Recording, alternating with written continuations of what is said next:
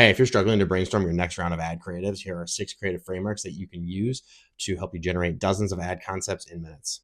My agency runs paid media for high growth e-commerce brands, and we run through this exercise monthly with every single client to make sure that we have enough creative to consistently scale their spend.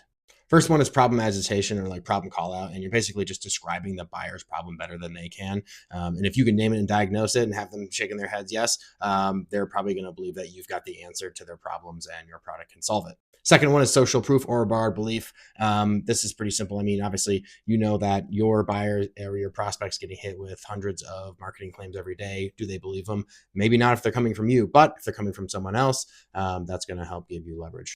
Us versus them or enemy is basically like pick your villain, the old way or the overpriced incumbent. Your buyer already has resentment probably about products or brands, and you're giving that resentment somewhere to go. But you have to make sure that that enemy is real and not manufactured because you look really bad. Mechanism is just explaining why your product works. Versus just claiming it works. So your buyer's been burned before and they don't need another promise. They need a reason that it's actually going to work for them. Objection inversion is just calling out what your main objections are to your product. So like if you're a high cost or if there's friction in the buying process or things like that, there's probably a reason, and calling that out helps it so it stops working against you.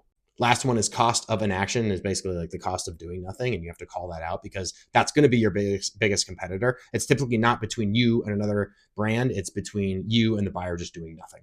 Screenshot this, put it into your Claude, and then put your product details over top of it and see it spit out some good creative frameworks for you.